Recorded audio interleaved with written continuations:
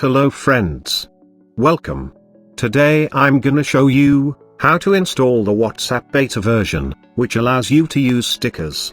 I will also show you how to download and install more cool stickers. First of all, open your browser and type WhatsApp beta version APK. Then click on search. Now, click on the first link of APK Mirror. Keep scrolling down, and find this download APK button. Click on it to start downloading. I already have this version installed, so I'm stopping it. Now install this app, and open it.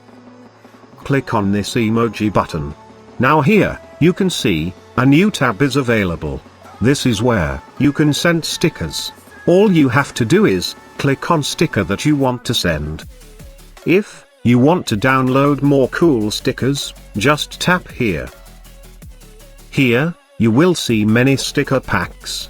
Download any one of them, as I'm doing.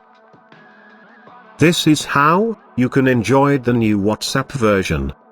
Thanks for watching, guys. Please don't forget to like this video and subscribe my channel.